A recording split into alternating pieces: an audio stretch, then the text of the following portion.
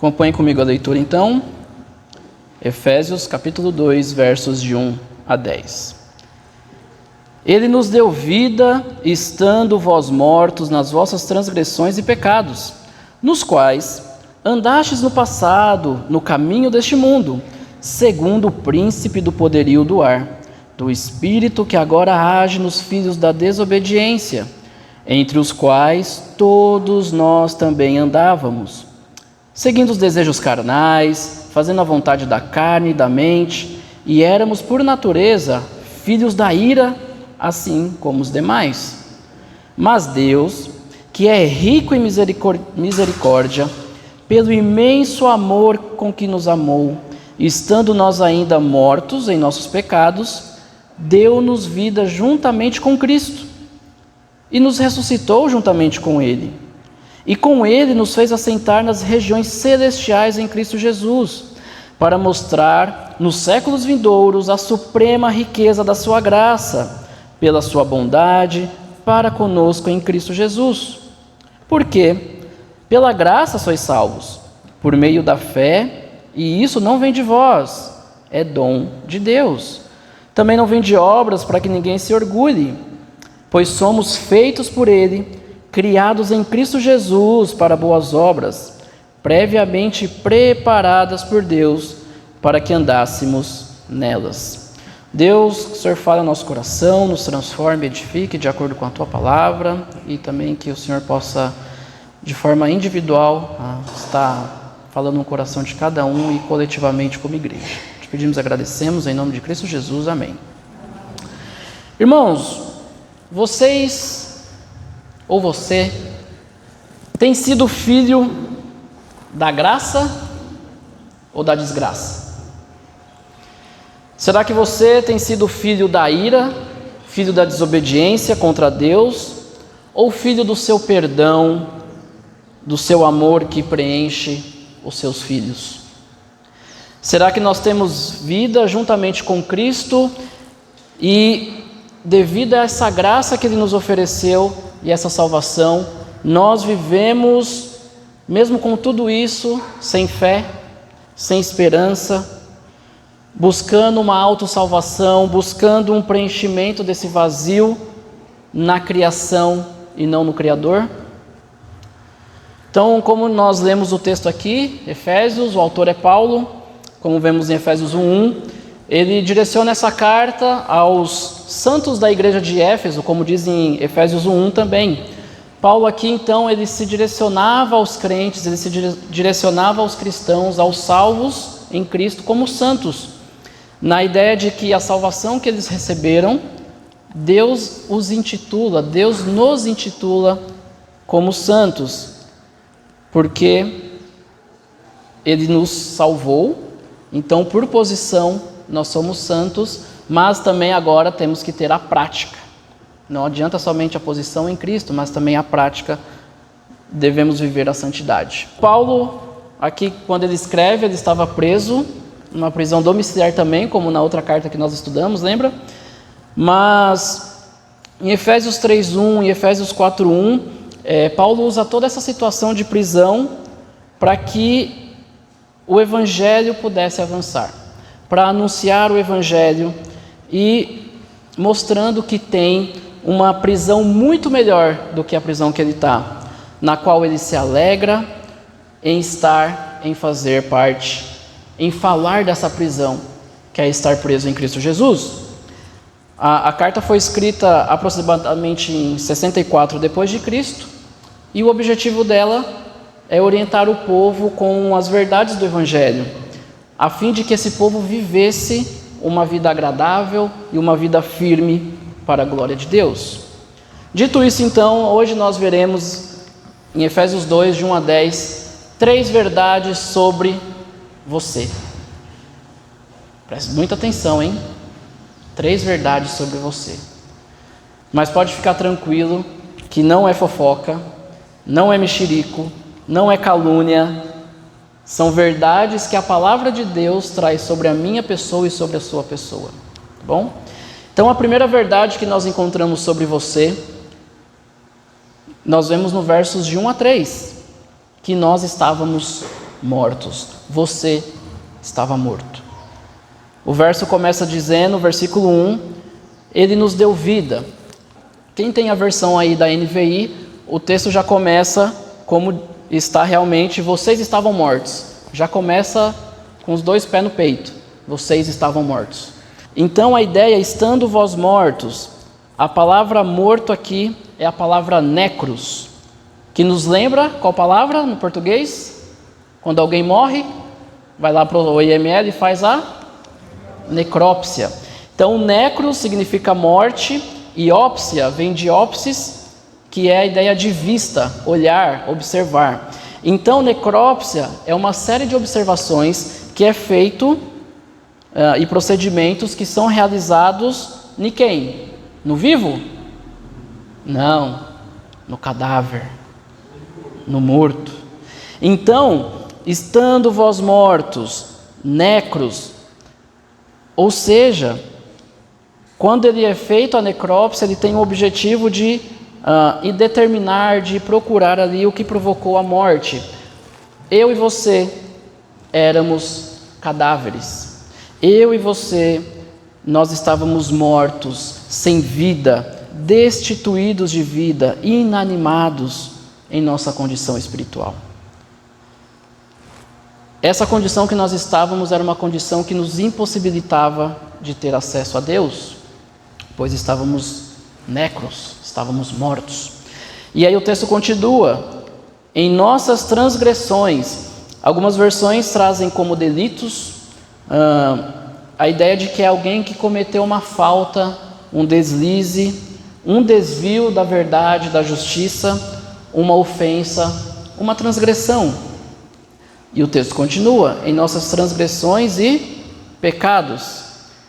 É interessante perceber aqui que, mesmo que a ideia de delitos, transgressões, ser muito próxima ao sentido de pecado, né? Nós falamos o que é pecado? É errar o alvo, é uma violação da lei divina, uma ofensa, uma transgressão direta contra o próprio Deus. O sentido de pecado é esse, e mesmo eles tendo um sentido muito próximo das palavras, mas no original são palavras diferentes. Transgressão é uma e pecados é outra. Transgressão é a palavra paraptoma e pecado é a palavra hamartia. E qual que é a diferença das duas, sendo que o sentido é muito próximo? Paraptoma é transgressão, você comete essa transgressão, você comete esse delito, mas não é algo deliberado, não é algo constante. Enquanto hamartia, enquanto pecado, já traz o sentido de algo deliberado, algo que é uma falha intencional, proposital, pensado, premeditado, constante. Viram a diferença? Todos nós estamos sujeitos a cometer o paraptoma, as falhas, mas nós, como cristãos, nos arrependemos, ou deveríamos, né? Nós corrigimos ali o Waze, o Google Maps da nossa vida, naquele trecho que a gente errou, volta para o caminho e continua. Agora, quando você vive na hamartia, no pecado, é que você vive na prática do erro, é constante, é errando de forma proposital, de forma deliberada. Nós cometíamos os dois, nós estávamos sujeitos aos dois. E aí o versículo 2 ele segue dizendo, nos quais andastes no passado, no caminho deste mundo.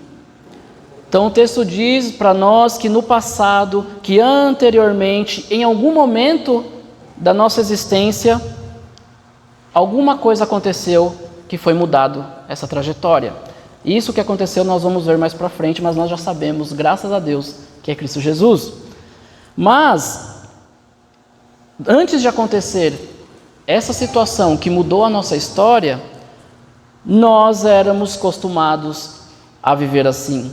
Nós seguíamos o mau caminho, nós como cadáveres, nós achávamos que estaríamos fazendo o próprio caminho, conduzindo a nossa própria vida, sendo dono de nós mesmos, mas o texto nos traz uma informação muito interessante. Andastes no passado no caminho deste mundo, segundo o príncipe da autoridade e do ar. Você pensava que você conduzia a sua vida?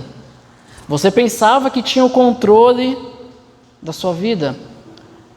Mas, imagine um cadáver dentro de um rio. O que é que vai acontecer com esse cadáver dentro do rio?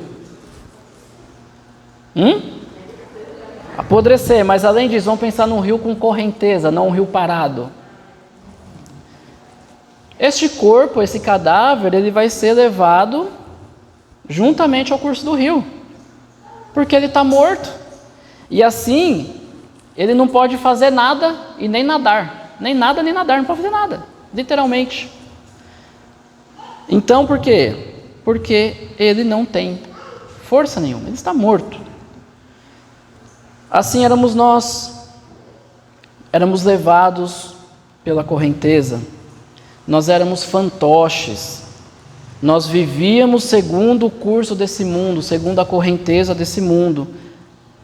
Este caminho que nós andávamos, nós achávamos que era a gente que mandava, que nós andávamos por nós mesmos, mas no final o texto diz o quê? Segundo o príncipe da autoridade do ar. E quem que é esse príncipe? Satanás. Era o caminho de Satanás que nós andávamos. Esse, na autoridade do ar, é aquele que coloca a sua força naquele local que é determinado. A ideia aqui do ar é a atmosfera entre céu e terra. Esse caminho era o caminho de Satanás, aonde ele coloca a sua vontade com os seus demônios e contra aqueles que estão contra Cristo.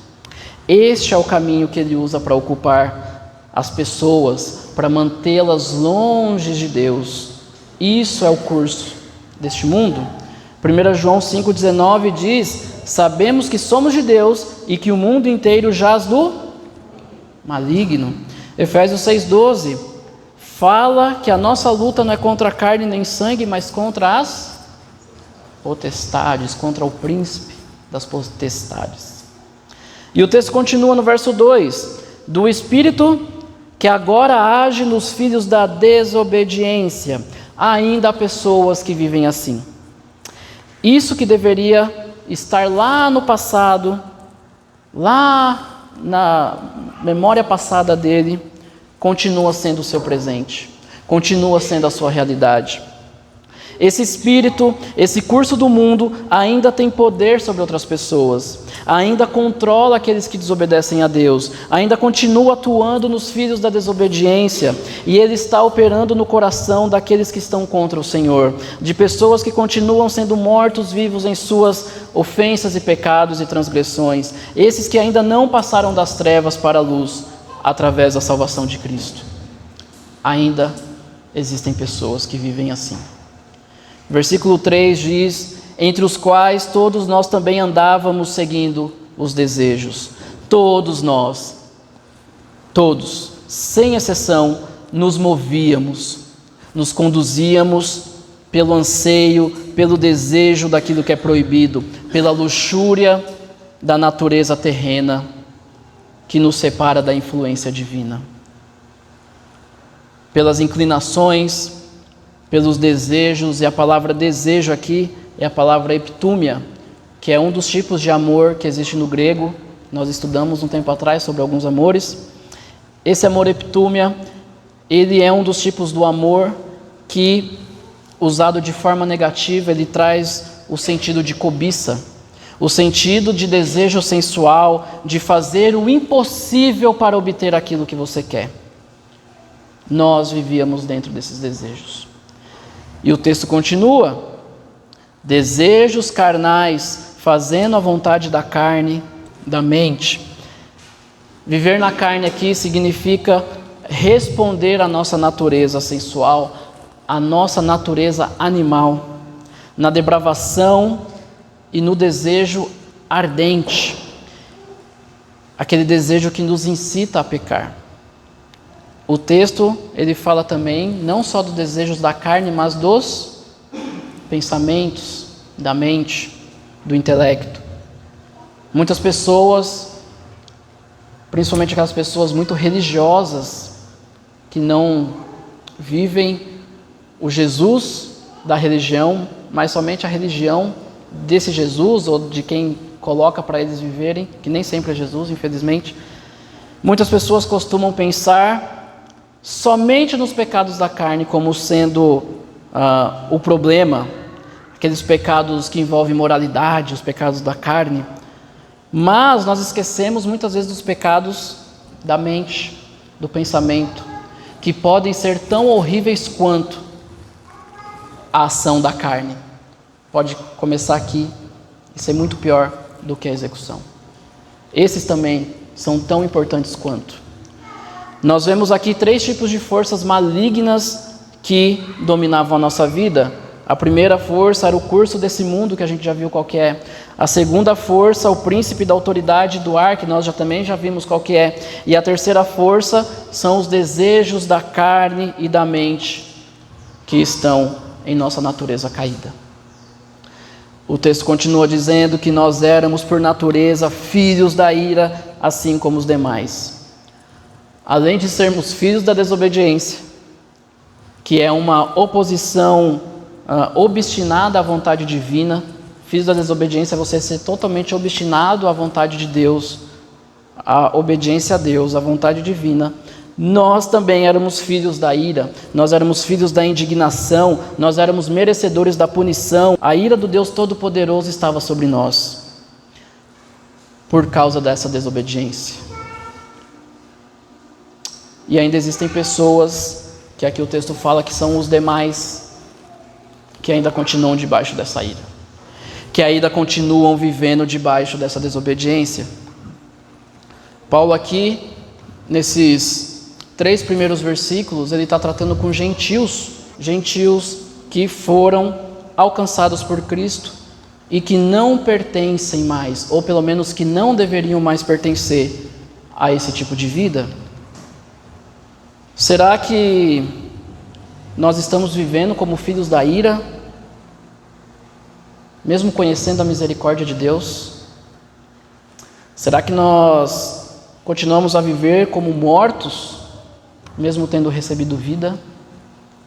Será que nós continuamos ofendendo a Deus com nossos pecados, com as nossas transgressões, e o pior, sem arrependimento? Vou contar uma outra verdade para vocês. O pecado, ele não tira ninguém da igreja. O que tira alguém da igreja é a falta de arrependimento. Todos nós estamos sujeitos a cometer o paraptoma, as falhas, os erros, mas não pode se tornar hamartia. O pecado sem arrependimento é isso que te afasta, seja da igreja, seja de Deus. Como nós temos vivido a nossa vida?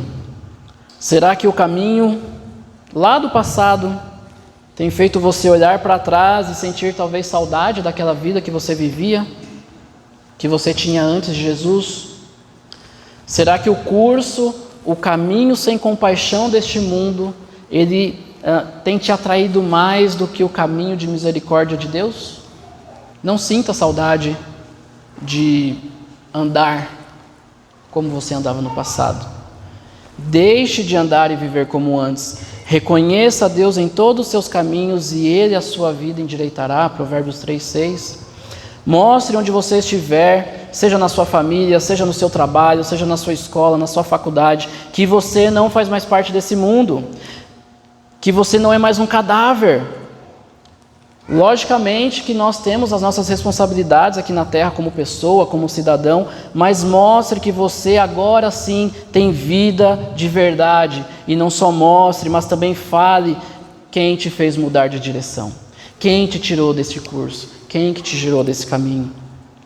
Como alguém que tem uma vida nova, mostre que o seu coração está cheio de vida e não de morte. Peça para Deus encher o seu coração de vida e não de morte. Que o amor de Cristo te atraia e que nós possamos viver de fato como alguém que recebeu uma nova vida nele. Com quem que nós temos nos associado, nos relacionado?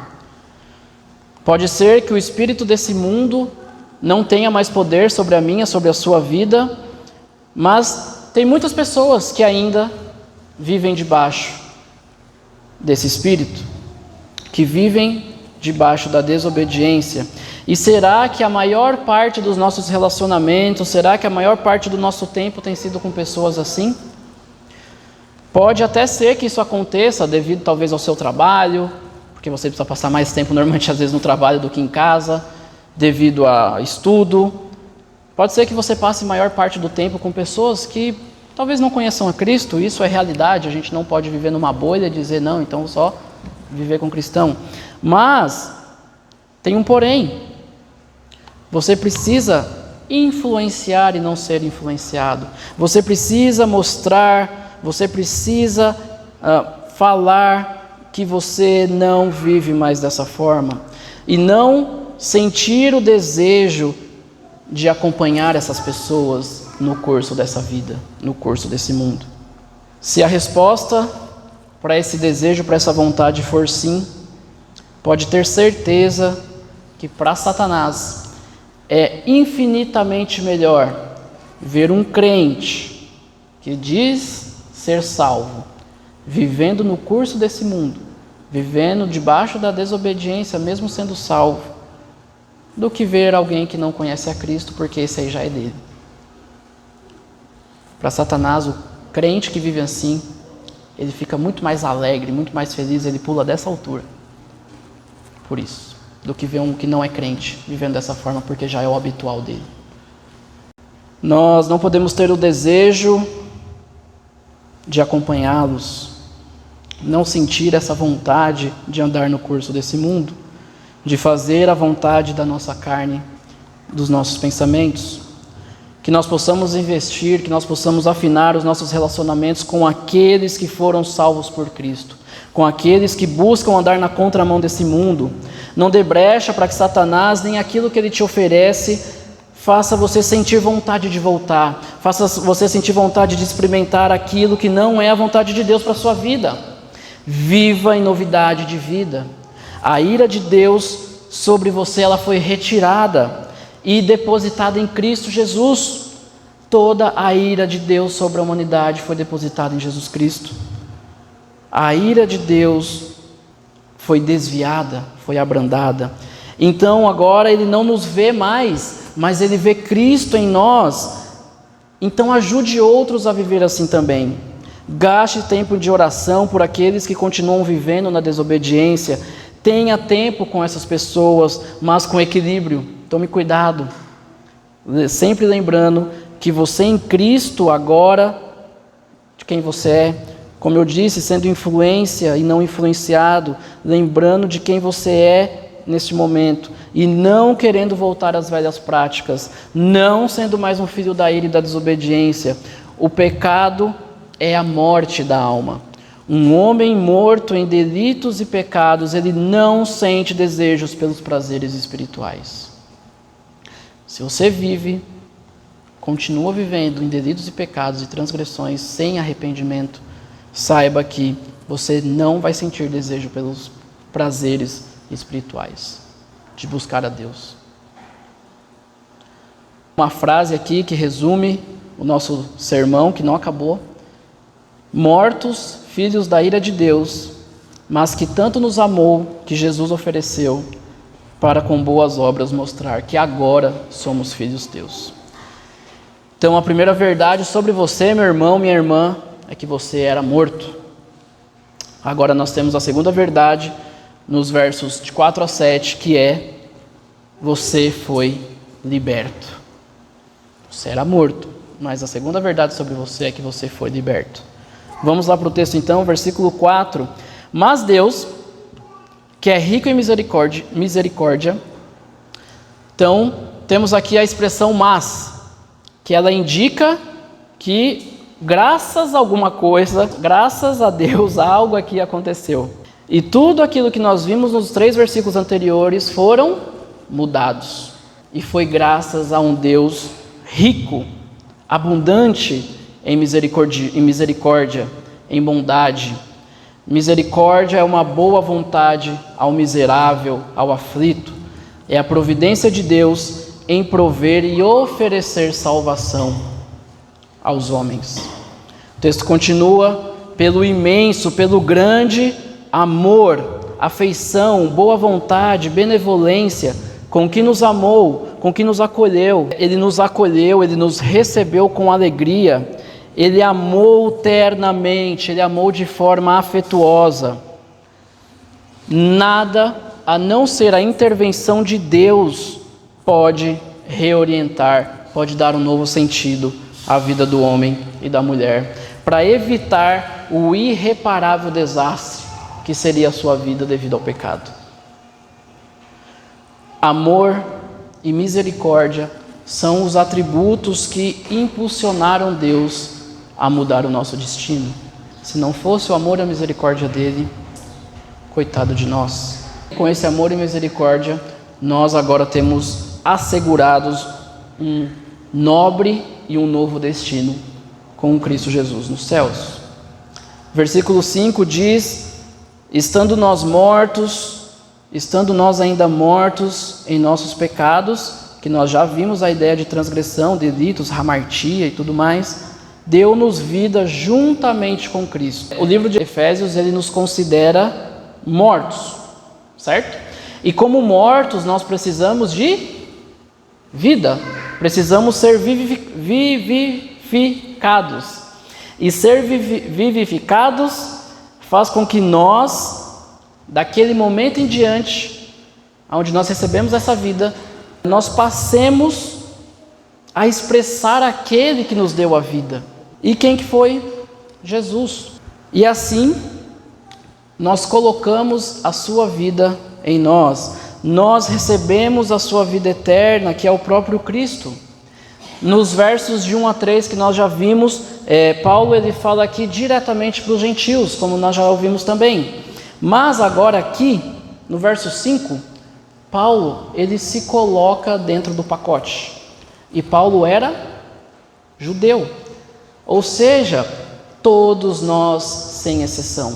Aqui ele fala: você também que é judeu, você também que é o povo escolhido, você também estava morto. Você também faz parte disso. Você também tem a natureza pecaminosa. Essa natureza aonde ninguém está isento dela e que nos separa do Pai, que nos separa do amor de Deus. Ele enfatiza agora que já não precisamos mais viver sob esse domínio, sobre o poder desse pecado, porque agora o nosso espírito que era morto, ele ganha vida mediante o seu espírito de vida, o Espírito de Cristo. Só através dele, só através da sua vida, nós podemos ganhar vida também. E depois o texto diz, no finalzinho aí do 5, pela graça sois salvos. Como esse trecho aqui ele repete no versículo 8, a gente vai comentar um pouquinho nele lá no 8, tá bom? Um pouquinho mais para frente. Verso 6. E nos ressuscitou juntamente com ele, juntamente com Cristo. Então ele nos ressuscitar aqui a ideia de levantar. Ele nos levantou da morte para uma nova e abençoada vida dedicada a Deus. Aqui tem um verbo composto que está ligado à palavra Cristo. Então é para demonstrar que o fato de nós estarmos vivos tem a ligação com o fato dele estar vivo. Por isso que ele precisava ressuscitar, para que nós possamos também receber essa vida nele. Cristo, ele triunfou na ressurreição sobre Satanás e o seu poder. Deus, ele nos ressuscitou juntamente com Cristo. De nossa posição de morte, nós ganhamos agora vida. Jesus Cristo, ele é o governante permanente deste mundo, aonde Satanás, ele é governante temporalmente desta parte do mundo que nós falamos e daqueles que estão contra Jesus. Nós precisamos decidir e saber a quem queremos seguir, para quem queremos viver, pois sabemos que Jesus ele é governante eternamente, permanentemente, e muitas vezes nós escolhemos aquele que é temporalmente, por um espaço de tempo e somente de uma parte, que é daqueles que não conhecem a Cristo. O texto continua dizendo: e nos fez assentar nas regiões celestiais em Cristo Jesus. As Escrituras, então, elas nos ensinam que nós fomos identificados com o Senhor Jesus, não apenas na sua morte, mas também na sua ressurreição. Não só na sua morte e ressurreição, mas também na sua ascensão, quando ele sobe. Então, o que isso quer dizer? A palavra que assentar indica a posição que nós já temos em Cristo Jesus. Nós já temos essa posição como participantes dessa redenção que foi consumada, que foi concluída. Nossa vida eterna com Cristo é certa. Nós já somos vistos como membros, como integrantes do céu, da habitação de Deus e dos anjos. Nós já estamos potencialmente no céu aonde Ele está. O versículo 7 diz que para mostrar, para ser exibida a todo o universo nos séculos vindouros, que é na eternidade, a suprema riqueza da sua graça, a riqueza da graça de Deus que excede todos os limites. Essa riqueza de Deus é para o nosso desfrute, é para nós. Ela será publicamente mostrada, ela será mostrada por toda a eternidade, ela será manifestada, ela será provada, essa suprema riqueza da graça de Deus, essa abundância da graça de Deus, essa plenitude da graça de Deus em Cristo Jesus será manifestada um dia. E o texto continua dizendo: pela sua bondade para conosco em Cristo Jesus. A bondade, a benevolência que é resultante da misericórdia e do amor. É na bondade que a graça de Deus nos é dada. É na bondade de Deus e seu amor por nós, manifestados em Jesus. Nessa bondade para conosco será revelado tudo o que Ele fez e demonstrou por nós através da cruz. O estrago do pecado que se encontra na origem, lá na queda de Adão, agora não terá mais a consequência, que é a separação de Deus e os homens. Esse estrago feito por Adão e que todos os homens e mulheres sofrem com essa separação, a cura está na união ofertada para conosco junto ao Messias, junto ao Filho de Deus, Jesus Cristo. Esse é o remédio, essa é a cura para essa separação que trouxe na queda. Eu e você, nós não tínhamos nada para oferecer a Deus. Nós estávamos na condição de morto. E como morto, a gente não pode oferecer nada para ninguém. Não tem como. O nosso amar alguém, ele se baseia, na maioria das vezes, no amor em que nós recebemos de outra pessoa. Nós amamos em condições que nos inspirem amor. Quando nós percebemos que a pessoa tem um carinho, tem um afeto por nós. Quando nós vemos que é recíproco, né? Se percebo que esse alguém me ama. Mas, em relação a Deus, você conseguia demonstrar isso para Ele, estando morto? Não. Então, em relação a Ele, nós não tínhamos nada para oferecer. Nós não tínhamos como oferecer amor. Nós não tínhamos nenhuma condição de ser amáveis, porque nós estávamos mortos. Não tínhamos como oferecer carinho nem afeto. E mesmo assim, Ele nos amou. Não só nos amou, mas nos deu vida. E isso através da morte do seu Filho.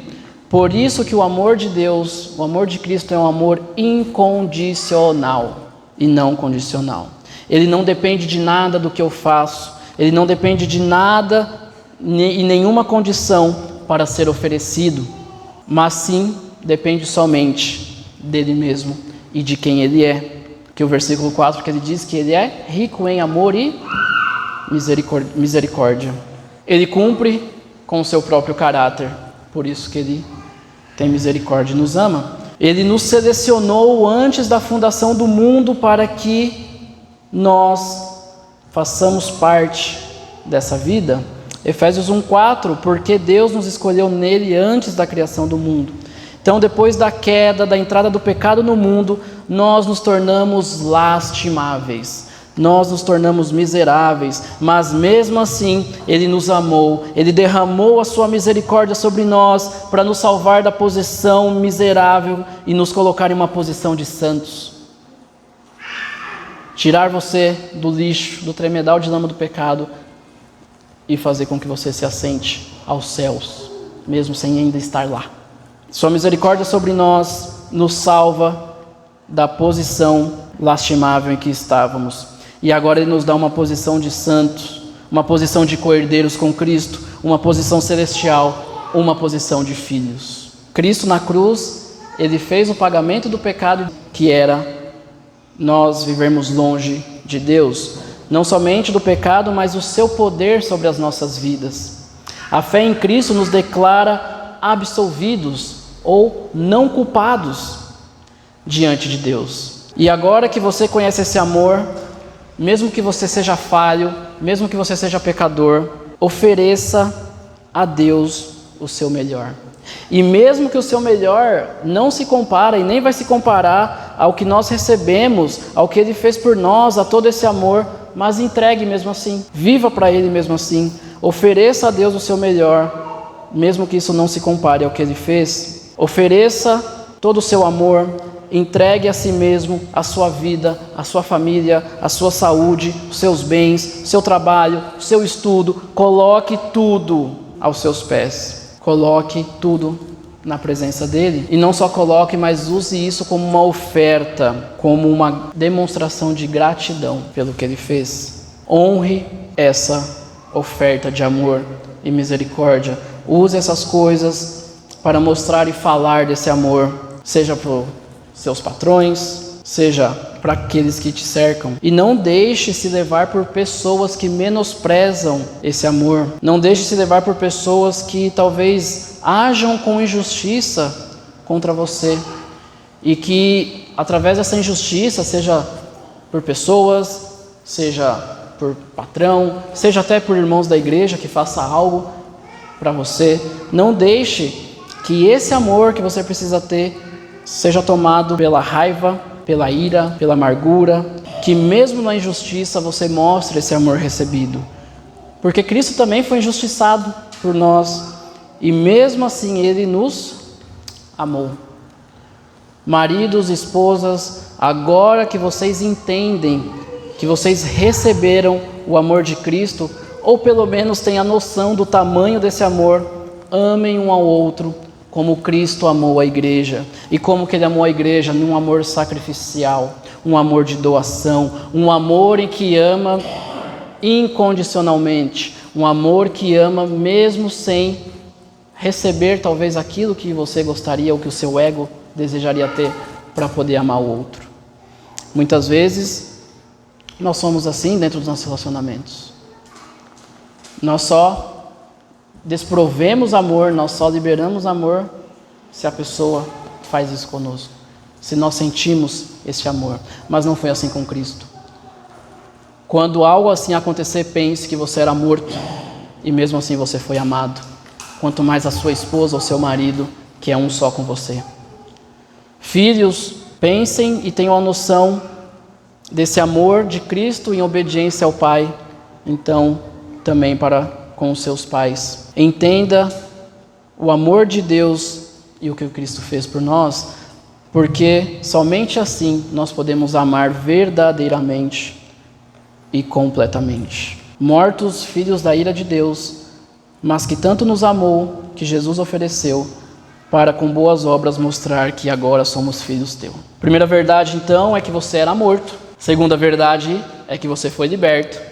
E agora nós temos a terceira verdade, nos versos de 8 a 10, que você foi criado. Verso 8 começa dizendo: pois pela graça sois salvos. Então a graça de Deus, ela é a fonte da nossa salvação.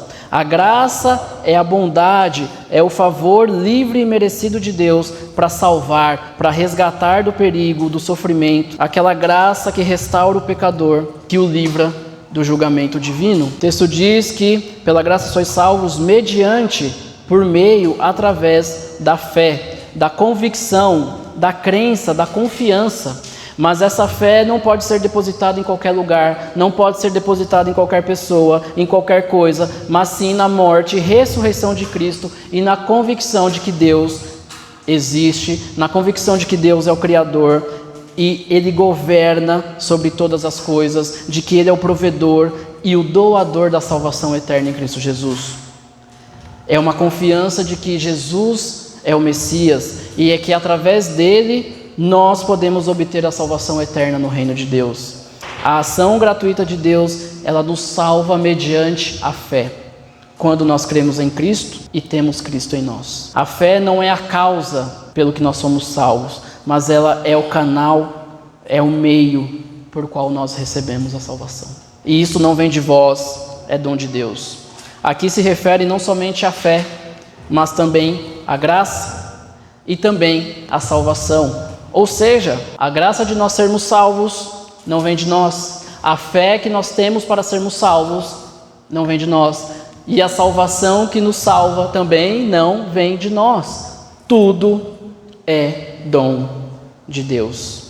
Nada de bom havia em nós. No capítulo 1 de Efésios diz que Deus nos predestinou. Agora no capítulo 2 diz que nós estávamos mortos, ou seja, tudo, sem exceção, tudo é obra de Deus. Você e eu não temos méritos nenhum, seja na salvação, seja na fé, em nada. Nós não conseguimos produzir fé para crer. Hebreus 12:1 diz, olhando para Cristo, autor e consumador da fé. É Ele quem nos dá essa fé. Verso 9 diz, não vem de obras, não somos salvos por boas obras, não somos salvos por ações, por tarefas, por aquilo que nós nos comprometemos a fazer ou por aquilo que nós deixamos de fazer, pelo tempo de igreja, pelos ministérios, pelas formações acadêmicas. Não, nada disso é suficiente.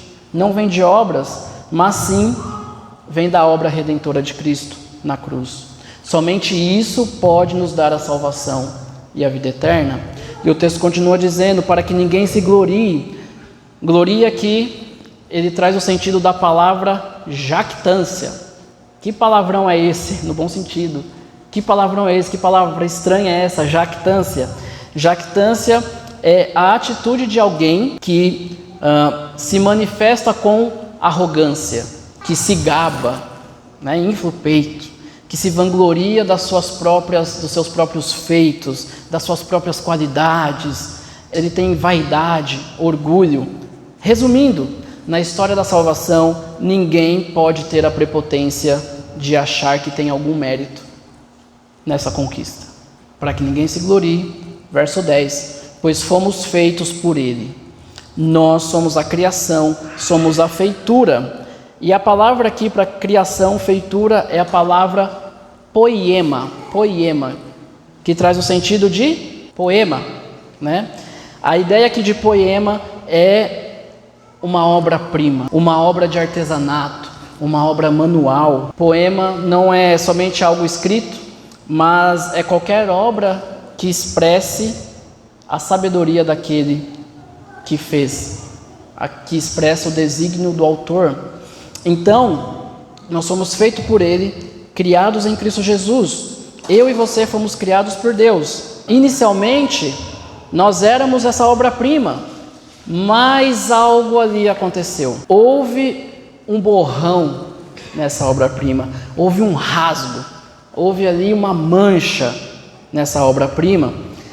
Nós continuamos como criaturas de Deus, mas perdemos a perfeição que foi colocada nessa obra-prima que somos nós. Nós perdemos essa perfeição colocada pelo Criador mediante a queda de Adão. Mas para recuperar essa assinatura, para recuperar essa perfeição, algo aconteceu e nós estamos falando bastante sobre isso. Para retirar esse borrão, essa mancha que impede que nós percebamos o Criador, que impede que as pessoas percebam o Criador através das nossas vidas, houve uma outra obra-prima, uma outra obra perfeita, salvação de Cristo. E através dessa salvação de Cristo, agora nós somos recriados, remodelados, nós fomos transformados pelo sangue do Filho, recuperando novamente essa assinatura perfeita, recuperando novamente essa perfeição que foi colocada pelo Criador em nós. Mas tudo isso tem um propósito, que é o que o texto continua. Criados em Cristo Jesus para boas obras. O propósito dessa nova criação em Cristo, agora não mais unido pelo pecado de Adão, mas agora unidos pela salvação em Cristo, é que andemos em tarefas, em serviços, em comprometimento de forma saudável, de forma útil, de forma amável, de forma distinta. Isso são boas obras. É esse andar em total contraste com o versículo 2. Andávamos no curso desse mundo, segundo o príncipe do ar. Então, é totalmente ao contrário agora. Começamos como mortos, e agora andando como mortos, e agora nós temos a oportunidade, pelo que aconteceu, de andar como vivos em Cristo Jesus. Então nós fazemos obras, e as obras nas Escrituras, elas são o produto, o fruto da salvação, e não a causa da salvação. Nós fazemos não para receber, mas nós fazemos porque já recebemos essa salvação. E o texto continua e finaliza: previamente preparadas por Deus para que andássemos nelas. As obras aqui, na qual Paulo fala nesse verso, são obras que não são inventadas pelos crentes. Às vezes as pessoas criam coisas totalmente fora da caixinha, fora do padrão, achando que com isso terá um crédito, terá uma salvação. Mas as obras que Paulo fala aqui não são inventadas pelos crentes, mas são dadas pela direção de Deus. Ele já especificou, Ele já planejou, Ele já ordenou de antemão. O cristão, ele deve orientar sua vida dentro das linhas que já foi divinamente preparadas para ele. Já foi planejadas seguindo um modo de viver preparado por Deus. Este é o verdadeiro plano para a vida eterna. Efésios 5,8 diz: porque antes vocês eram trevas, mas agora são luz no Senhor. Então vivam como filhos da luz. Viver a vida cristã é praticar boas obras, mas não são segundo o nosso conceito de boas obras. Não é segundo o nosso conceito de vida cristã, mas sim ao conceito que Deus já definiu. O fato de que as pessoas, sem exceção, todas as pessoas cometeram pecado, isso prova que todos nós temos a natureza caída, a natureza pecaminosa em nós. Estamos perdidos em pecados e não podemos nos salvar por nossa própria conta. Mas já que Jesus muda esse cenário, significa então que somente os crentes podem fazer coisas boas? Não, logicamente que não. É óbvio que não. Os outros que não têm a Cristo também podem fazer coisas boas. Talvez muitos não cristãos são morais, têm uma moral, uma bondade, ética, empatia pelas outras pessoas, compaixão, respeitam as leis. E às vezes tem muitos não cristãos que têm uma vida melhor e mais honrada do que muitos cristãos que se dizem filhos de Deus. Mas na escala de Deus, na escala absoluta de Deus, ninguém é suficientemente bom para ganhar a salvação. Como vimos em Efésios 2:1, estavam mortos em vossos delitos e pecados. Somente ao unir as nossas vidas à perfeita vida de Cristo, podemos chegar a ser bons diante dos olhos de Deus, não por nós, mas pelo Cristo que habita em nós. Antes de ser cristãos, nós somos escravos da nossa natureza pecaminosa, mas agora nós podemos escolher viver para Cristo. Entendemos que só temos vida por causa de Cristo, pela riqueza de graça e bondade de Deus para conosco, e que isso é somente pela graça. O que você tem feito para ser salvo? Talvez tenha procurado vários meios que dependem somente do seu esforço próprio. Obras de caridade, busca de salvação em outras pessoas, santos, jogos, ser uma boa pessoa, esmola, guardar algum dia da semana, deixar de comer alguma coisa. Temos buscado a salvação de outras formas, sem ser pelo arrependimento e crença na salvação de Jesus, na cruz. Saiba que somente Cristo pode nos salvar, somente Ele pagou o preço dos nossos pecados. Nada que você faça por si mesmo terá resultado. Somente Ele é o caminho, somente Ele é a verdade e a vida. Não tem outro meio para você ser salvo, não tem outro meio para você ser purificado do seu pecado. se não for através do sangue de Cristo, se não for através da entrega a Ele. Peça perdão dos seus pecados, peça para Ele vir morar no seu coração, porque somente assim você terá vida eterna. Não é o que você faz, mas sim pelo que Ele fez por você. Não sirva a Cristo esperando ganhar a salvação, mas o sirva porque você já recebeu, mas o sirva porque você também já entendeu. E eu sirva porque você sabe que nada que você pudesse fazer você conseguiria ganhar, porque você é imerecedor dessa salvação. Nós não fizemos nada e nunca nós conseguiríamos fazer por nós mesmos, pela nossa própria vontade. Por isso que se chama graça, que é um favor imerecido. Tito 3,5 diz: não é por causa de atos de justiça por nós praticados, mas é devido à sua misericórdia. Ele nos salvou pelo lavar regenerador e renovador do Espírito Santo. Nos tornamos cristãos mediante o dom imerecido de Deus, não como resultado de algum esforço, de alguma habilidade ou de alguma realização ou ato de serviço que nós fizemos, mas somente pelo dom de Deus. Entretanto, como gratidão por esse presente, procuramos servir e ajudar as pessoas, ajudar aos outros com carinho, amor e benevolência, e não simplesmente para agradar a nós. Embora nenhuma ação, nenhuma obra pode nos ajudar a obter a salvação, a intenção de Deus é que a nossa salvação resulte em obras de serviço. Não somos salvos somente para o nosso benefício, a não ser para glorificar e edificar a igreja e as pessoas à nossa volta. Mortos, filhos da ira de Deus, mas que tanto amou, que Jesus ofereceu, para com boas obras mostrar que agora somos filhos teus. Como conclusão, a primeira verdade é que você está morto. E mesmo você recebendo a vida plena que Jesus oferece, você ainda continua morto. Desculpa falar, mas de qualquer forma você continua morto. Ou morto, porque mesmo Cristo vivendo em você, você talvez ainda pode estar continuando a viver como um cadáver, deixando o pecado te apodrecer, deixando o pecado te fazer ter uma vida fria, um coração gelado, um coração sem arrependimento, um coração sem mudança.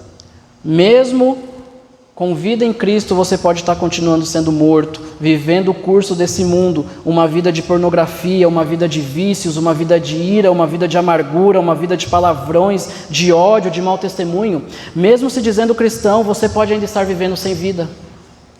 Agora, se você é um cristão que busca viver na contramão desse mundo, da carne e dos pensamentos, como nós vimos, como um cristão que recebeu a segunda verdade que nós falamos, que você foi liberto, você foi regenerado, é somente pela união com Cristo que nós podemos ter vida nova. Nós somos ressuscitados, não por nós mesmos, mas juntamente com Cristo. Tudo em nossa redenção depende de termos uma relação estreita e vital com Ele, que fez todas as coisas por nós. Sua parte, a parte de Cristo, não falhará. A nossa parte é simplesmente ir até Ele. E, como eu disse, todos nós estamos mortos. Você pode estar morto mesmo tendo vida, continuando a viver no pecado. Ou você pode estar morto vivendo para Cristo, mas agora morto para a sua própria natureza, morto para o pecado. Você, a partir de hoje, a partir de agora, sabendo que você pode estar morto, tendo vida, você também, tendo vida, precisa morrer. Morrer para si, morrer para a sua vontade, morrer para a sua vida. Nós somos mortos de qualquer forma. Então nós precisamos decidir hoje, agora, qual vida ou qual morte nós queremos viver. Será que é continuar morto em nossas ofensas e nossos pecados, satisfazendo os meus desejos e pensamentos? Ou será que é morto para a condição miserável e deplorável que nós estávamos, mas agora sendo nascidos de Deus? João 3,3, em resposta Jesus declarou: digo-lhe a verdade, ninguém pode ver o reino de Deus se não nascer de novo. Você precisa nascer de novo para morrer para si mesmo. Um pecador regenerado, ele vive uma vida de santidade. Sendo nascido de Deus, agora você pode fazer parte da terceira verdade sobre você, que é ser criado em Cristo. Criado em Cristo, agora você vive livre da culpa do pecado, da ira, e vive sendo a obra-prima de Deus. Pela graça que perdoa e justifica, as almas santificadas, elas se sentam em lugares celestiais. As almas que foram levantadas, que foram ressuscitadas por sobre este mundo pela graça de Cristo e não pelas obras, agora elas podem viver assim pela fé em Jesus. Tudo é livre dádiva de Deus. É o efeito de ser vivificado pelo seu poder. No céu, ninguém vai se gloriar, porque ninguém vai estar lá tendo algum motivo de glória. Todos estaremos lá nivelados. Ninguém vai estar lá por mérito próprio. Mortos filhos da ira de Deus, mas que tanto amou que Jesus ofereceu, para com boas obras mostrar que agora somos filhos teus.